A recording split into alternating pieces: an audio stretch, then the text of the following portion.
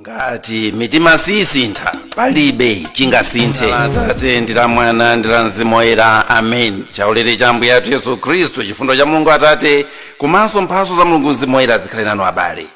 Lero takumananso pano pa Word Made Flesh, pamene nthawi zonse timakambirana mawu a Mulungu kuti mawu aja akalowa mumtima mwathu amapanga zinthu zingapo.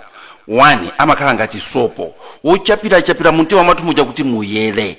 2 amakhala ngati phunziro lofika mumtima mwathu muja kuti likhazikise mu mawu a Mulungu atithandize ifeyo kufanafana ndi Mulungu wathuyo. Komanso mawu amene wawa amakhala mawu amene amakhala okonzera Mulungu malo kuti Mulungu ja akamabwera azimulandira. Mulungu ja akamabwera ifeyo tizimulandira ndi mtima wonse. Lero tikunena kuti ngati mitima sisintha palibe chingasinthe. Na ngati mitima sisintha tisayembekezereko kulibe china chilichonse chimene chingasinthe. Ndipo mawu athu tiyatenga kuchokera pa Mateyo mutu wa 28 ndime ya 16 mpaka na ndime ya 20. Ophunzira khumi ndi mmodzi aja adapita ku Galileya ku phiri kumene Yesu adapangana nawo kuti akakumane. Pamene adamuona adampembeza, koma ena ankakayika. Yesu adaza pafupi nawuza kuti mphamvu zonse zapasidwa kwa ine kumwamba ndi pansi pano. N'chifukwa chake inu pitani kwa anthu a mitundu yonse mukawasandutse ophunzira anga, muzikawabatiza m'dzina la Atate ndi la Mwana ndi la Mzimu Woyera, muzikawaphunzitsa kusunga zonse zimene ine ndidakulamulani. Ndipo ineyo ndili nanu masiku onse mpaka kutha kwa dziko lino lapansi. Mthenga wa Ambuye. Ulemu kwa inu Ambuye Yesu Khristu.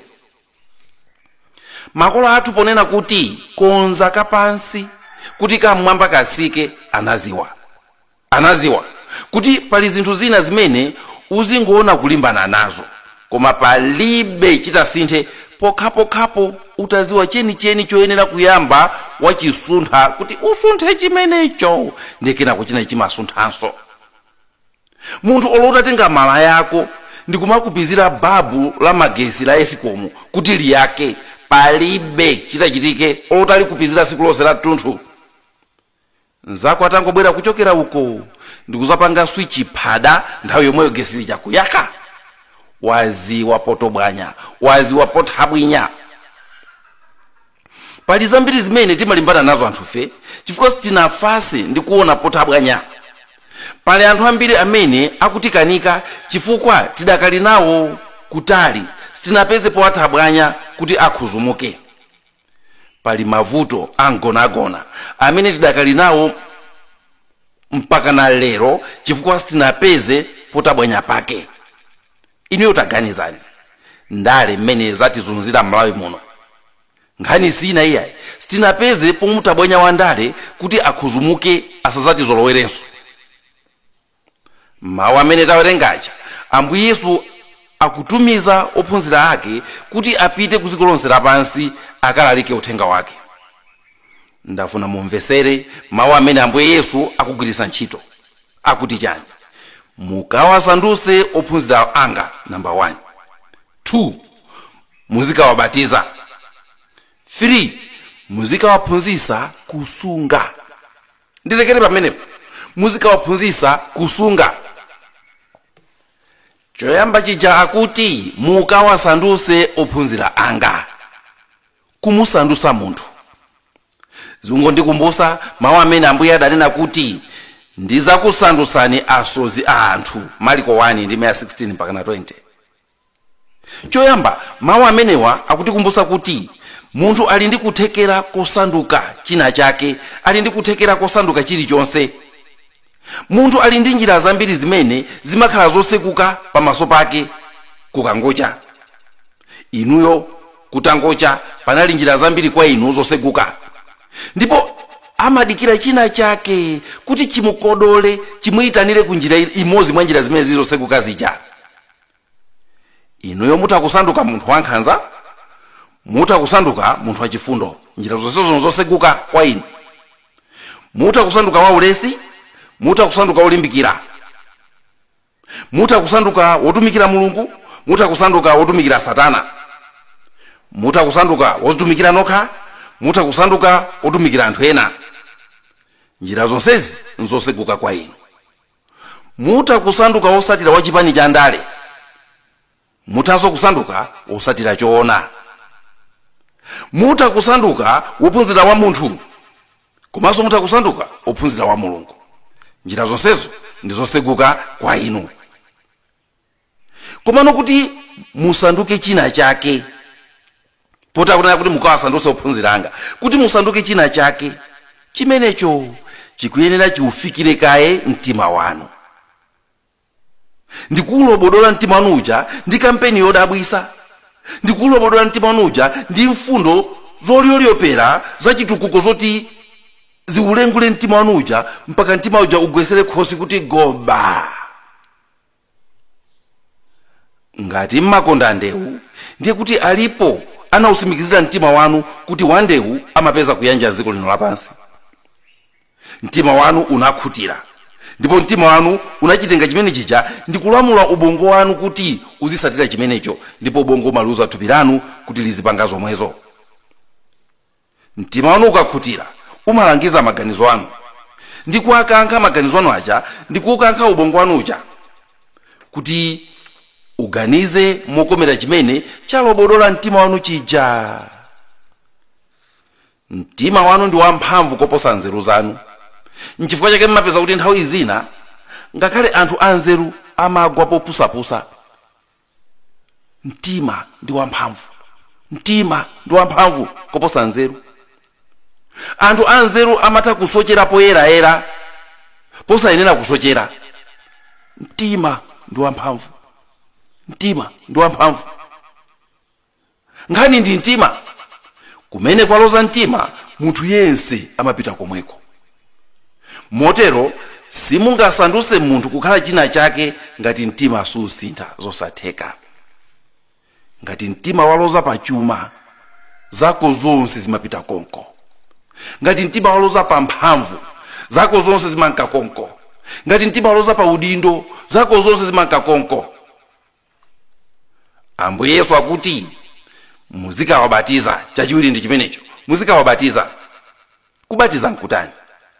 Kumutenga munthu ndi kumuonesa china chake cha chilendo chimene mwina poyamba azichikanakana chifukwa sana chizolowere, koma inuyo ndikumpezera njira yoti mtima wake uchivomere chinthu chija ndipo uzichilakalaka. Chisanzo chabwino ndi mowa. Munthu amene samwa mowa, poyenda nanu mmampezera njira zoti mtima wake uvomere kuti kumwa kumachosa nkhawa, kumwa kumampanga munthu kukhala womasuka, kumwa kumamuyolesa munthu mavuto, kumwa kumakuziwisa anthu ofunika, kumwa kumakulowesa nziko la anthu amene akuyendesa ziko, ndipo kumwa kumakuyika pa levulo yofanana, levulo ya macheza ndi anthu ofunika. Ndiye munthu alimbalimba masiku oyamba, koma kenaka malinga ndikuona kuti chinthu mukumamfotokozera, komanso mukumayendayenda naye, kenaka amagweramo. Kenaka umagweramo, ndiyeno ukagweramono, iweno ndi amene umasanduka wonkana waitenera anzako, kunkana woyendera mmakomo, nawo asakasaka azibambo anzako, nawo wakhwathula m'manja mwa azikazawo, ndikukawa unjika pa mphakati wakumowa. Onena za iwe, akamakuona amati ha, aja tinabatiza. Kusonyeza kuti tinawatembenuza mtima wawo tinautenga ndipo unagonjera. Tinagonjesa mtima wawo ndipo utatopa nafe unagonjera ndi kufungata mamvesedwe athu azinthu ndi mtima wawo wonse. Amene akufuna kuti akubatize akuyenera akafike kaye kumene kuli mtima wako. Akuyenera apeze njira yokalowa mu mtima mwako. Popanda kufikira mtima simungabatize munthu. Popanda kufikira mtima simungabatize munthu hayi. Ambuye Yesu akunena kuti muzikawaphunzitsa kusunga. Cha namba 3. Kusunga chani? Akuti muzikawaphunzitsa kusunga zimene inuyo mwaphunzitsa zimene ndikukuwuzanizi. Akundikumbusa fanizo lija la ofesa mbewu, Luka 8, limene akunena pa verse 15 kuti koma mbewu zogwera pa nthaka yabwino zija zikutanthauza anthu amene amawamva mawu a Mulungu nawasunga mu mtima woona ndi wabwino ndipo amalimbikira mpaka kubereka zipatso. Muzikawaphunzitsa kusunga. Azikasunga kuti mu mtima. Simungaphunzitse munthu kusatira Ambuye Yesu ndi kudumpha mtima wake ayi. Simungatembenuze munthu nkudumpha mtima wa Ambuye Yesu nkudumpha mtima wa munthu uja chifukwa zonse zimene munena, zonse zimene mulangiza, mukusowa kuti munthu uja akhale ndi pena pake pozisungira, kuti ngakhale inu mutachoka azikangotapa pamene paja nkumagwiritsa ntchito. Simungadumphe mtima nkumaganiza kuti mumusintha munthu ayi. Simungadumphe mtima kumaganiza kuti muntembenuza munthu Simungadumphe mtima nkumati zinthu zisintha zosatheka. Nziko muno sitingane kuti zinthu zisintha titadumpha mitima zosatheka. Mtima uli ngati nkhokwe yosungiramo chuma. Mayi Maria amati akaona zinthu, Bible limatero, amakonda kuzisunga mu mtima wake. Choncho abale anzanga, cholinga cha ulaliki uno ndi chakuti inu ndi ine pofuna kusintha zinthu moyo wathu, ngati ine ndikufuna kusintha zinthu moyo mwanga, pofuna kusintha zinthu m'mabanja mwathu, ngati inu mufuna kusintha zinthu m'banja mwanu, pofuna kusintha zinthu mipakati mwathu, pofuna kusintha zinthu m'machalichi mwathu, pofuna kusintha zinthu ngakhale m'makampani ndi m'mabizinesi mwathu, tisapange mistake yodumpha mtima nkumaganiza kuti zinthu zitha kusintha popanda kusintha mtima ata. Muta kulikwapula thupi la munthu mmene mungalikwapulire, muta kumutukwana munthu, kumulalatira munthu mmene mungamulatirire, olo mutakalemba olalata ahayala, koma ngati sizikufikira ku mtima wa munthu uja, mungokhala ngati aneneri abara, mutangosasa mawu pakhosi panu pachabe. Mwana amene mukunkwapula, mutakunkwapula mmene mungathere, koma ngati ichi sichikufikira ku mtima wake, mutangomupha mwanayo. Ambuye Mulungu adaziona zimenezi pamene adawakantha Aisraeli anake, koma nkuona kuti adakachimwabe. Sizimafikira ku mtima kwawo. Mulungu ndikufika pofunsa kuti sopano pamene ndikakumenye nilo ndipati. Mukatenga Isaiah 1:5. Kodi ndipati pamene ndikakumenye niso, pakuti mukundipandukira. Aliyense mutu mwake muli mabala kale, ndipo mtima wake wafokeratu. Kuchokera kuphazi mpaka kumutu palibe chabwino, paliponse pali mikwingwirima ndi zilonda, mabala ali magazi chuchuchu, akuterotu. Nkamawerenga izi mmanguliganizira boma latonse. Ndi ndani amene sana adandaule atonse? Ndi ndani amene anthu alalatira cholalatira chonkugwa nkati kugwera nkati osamvabe? Chizindikiro chokwanira chakuti mitima yakutidwa ndipo palibe chikulowamo. Ngati mitima sisintha palibe chingasinthe. Ngati mitima sikhuzidwa palibe chingasunthe. Pachifukwa chimenechi kapansi kathu ndiye mtima.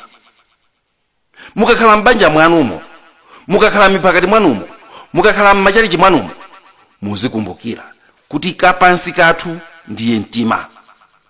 Ndipo chidwi chanu chizikhala pa mtima. Mukamapanga maprogramu anu, kandi abanja lanu, kandi anu ngati munthu, kandi amphakati wanu, kandi akampani yanu, kandi business yanu, maprogramu anu azilunjika ku mitima ya anthu. Mitima ija mukayikocha bwinobwino ndikutheka, mukalowe mpaka nankati, muzaona kuti zimene mufuna kuti anthu aja azipanga zizitheka. Azigwira ntchito molimbika pa kampanipo, azikonda kampani yanu ija, azimvera pa banja paja, azilikonda banja lanu lija, azilikumbukira akakayenda. Zimenezi simungazisinthe ngati simuzera mu mtima. Palibe malo ovuta kulowamo ngati mu mtima mwa munthu. Koma kwa ife amene tili ndi Ambuye Yesu, tikuyenera kuziwa kuti tikamusogoza iyeyo azatisekulira mitima ya amene timakhala nawo, chifukwa analenga ndi iye. osangoti tikumusogoza pamene Satana wazazamo kale koma kuyambira kumayambiriro, kuyambira anthu ali ang'ono, kuyambira kumayambiriro kwa chaka, kuyambira kumayambiriro kwa zinthu, ana anu mitima yawo ikhale yofikirika mkati mwake kuyambira ali ang'ono. Muyiteteze kuti Satana asalowemo ndi ukachinga pa khomo ndi miyala kuti inu musalowemo, chifukwa ndi zimene Satana amapanga. Akangopeza mpata olowamo amakalowamo ndi kukatenga mwisi ndi kuchinga chiseko chija ndi kuchisamira kuti Mulungu asalowemonso. Inu muzivutika panja pa abale mwanangai, mwana uja kukhala ngati samva Satana atachisamira chiseko ali nenga ali pe. Ayi kuma amunangawa kukhala ngati samva Satana atachisamira chiseko atachinjikako ndi mtondo ndi mwisi ali pe.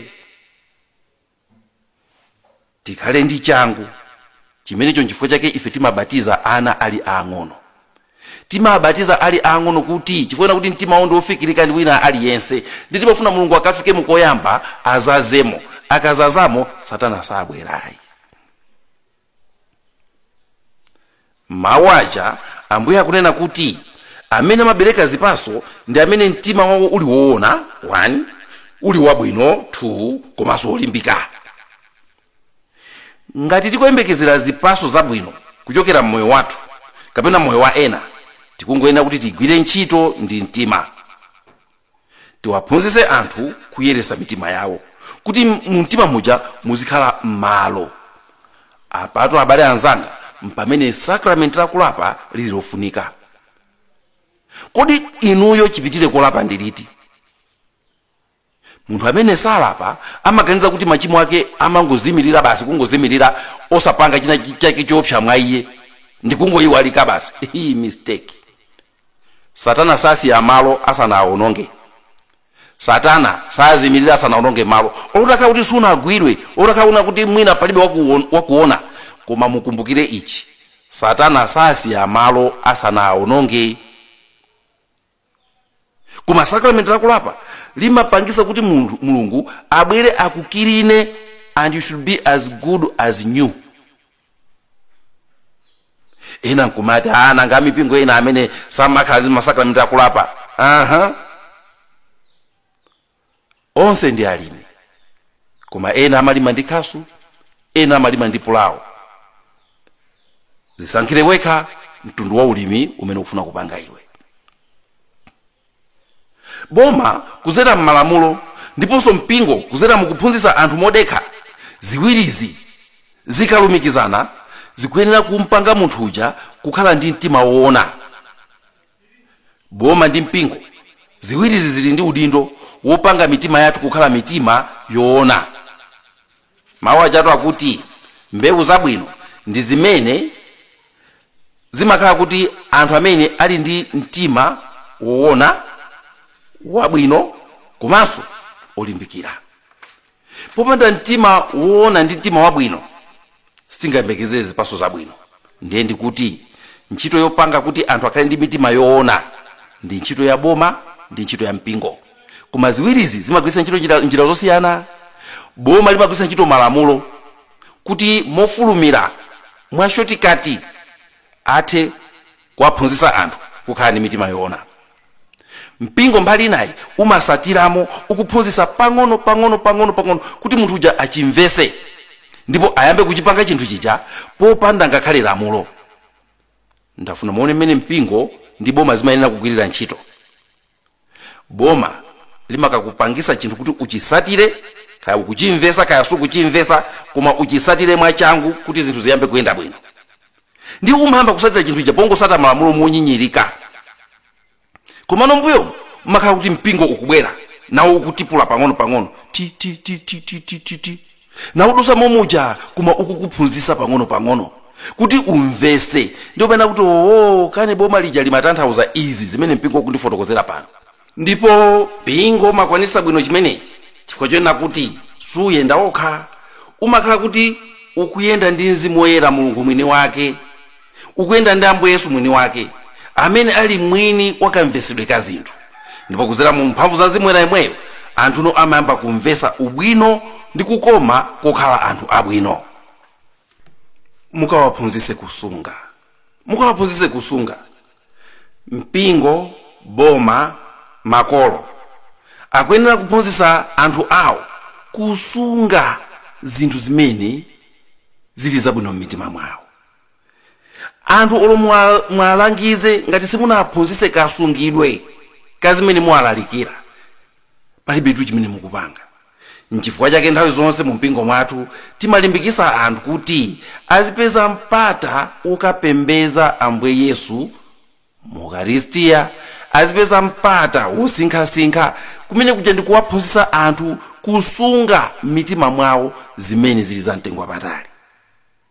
Inuyo ngati mmafuna kuphunzira kusunga chuma chimene Mulungu akupasani, yambani lero kutenga nawo mbali pakupeza nthawi yosinkhasinkha, kutenga nawo mbali pakupembeza Ambuye Yesu okhala mu Ukaristiya. Phunzirani kusunga.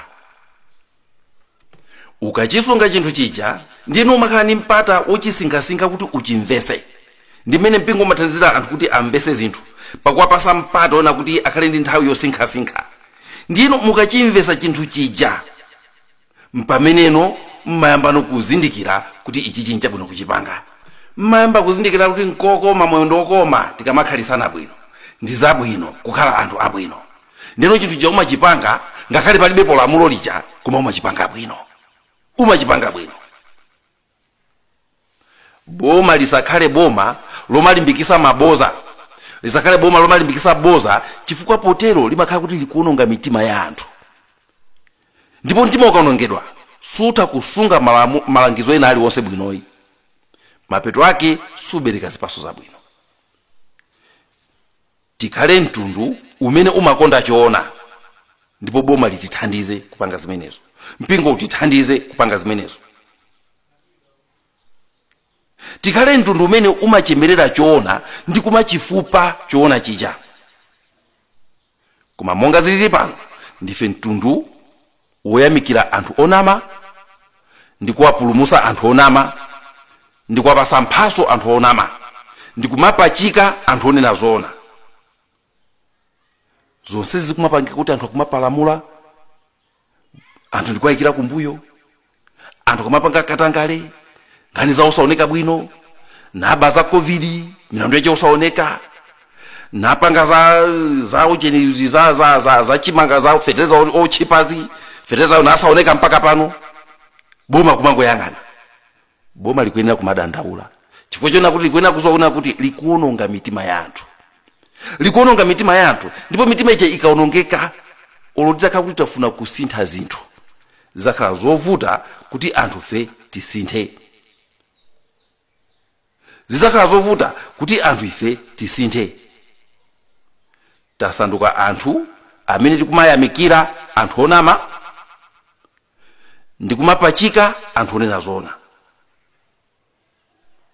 Muta kusintha masystem aboma, muta kusintha masystem a kampani yanu, muta kusintha machitidwe a mbanja mwanu, koma ngati system ya mitima sinasinthike, palibe chitasinthe.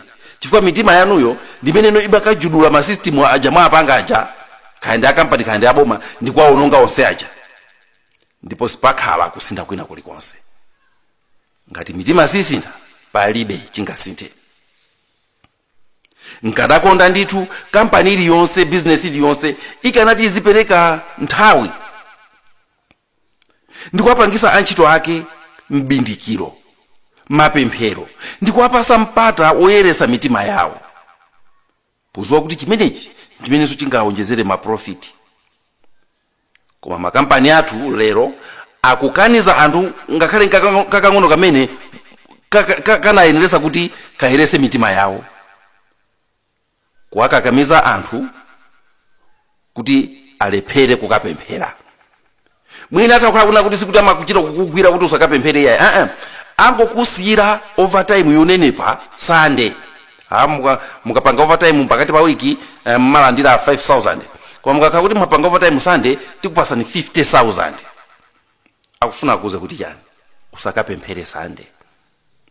Kuwapasa anthu ma overtime onenepa siku lopemphera, ncholinga choti akupeke asakapemphere. Mukuononga mitima ndipo mukuononga chitukuko.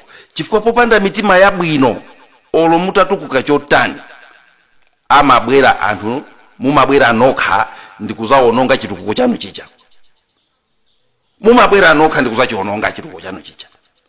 Mutakuza nakuna kuti mbanja muno tizikulimbikira ntchito tisamapite ku chalichi chabwino mutukuka. Koma siku lina nokha muzayambana ndikuitenga screen yogula nokha ndikuimenyesa pansi. Ndikutenga mkazi wokwatira nokha ndikumucheka cheka. Pamene mitima sina samalidwe ngakhale chitukuko chimene mungamachione chimakhala chopanda tanthauzo. Nkanakonda mabanja onse atamakhala ndi zochita mbanja mwawo zowasamalirira mitima yawo ya onse ambanjamo. Kupempherera limodzi, kutengana ulendo ku mibindikiro, kutengana ulendo banja lonse la tunthu, kuti banja lathu lonse tiye tikalape. Kuchita kumubuka wansembe banja langa likubwera libwera siku lakuti tonse tikufuna kuzalapa. Ndi muzikalowa mmodzi ali siku lapa. Kuwerengera mawu a Mulungu pofuna kuti musuke maganizidwe anu. Kukhala mbanja moja kumena kuti tisanakagonere watati werengere mawu a Mulungu ndani, iwe tiwerengere mawu a Mulungu, asankhe mawu a Mulungu akuwerengereni. Chimozimozi mphakati osamangwitana wansembe kumisa koma nthawi zina zachikuwayitanira ansembe aja kumwambo wolapa. Kwathu takhazikitsa siku lakuti kuti likhale siku la mwana olowerera limene aliyense mwa ife azalapa kuyambira mamawa mpaka na 12 koloko. Mawu a Mulungu amanena kuti ngati munena kuti mulibe tchimo mukuzinyenga ndipo mwa inu mulibe choona. 1 Yohane 1:8. Simungadumphe mtima nkumaganiza kuti zinthu zisintha ata. Simungadumphe mtima ndipo nkumaganiza kuti zinthu zisintha. Ngati mitima sitembenuka, ngati mitima sisintha, palibe chimene chingasinthe. Mulungu amphamvu zonse tikuthokozani kuti inuyo ndinu amene muli mwini mitima yathu. Tembenuzirani mitima yathu kwa inu kuti poteropo zinthu zipite pasogolo pakati pathu mwa Yesu Khristu mwa Ambuye athu. Amen. Takuthokozani abale. Tindizakale pomwepo siku lina. Munali ndine Elizeyo Bambo Nthalika. Zina la Atate ndi la Mwana ndi la Mzimu Woyera. Amen.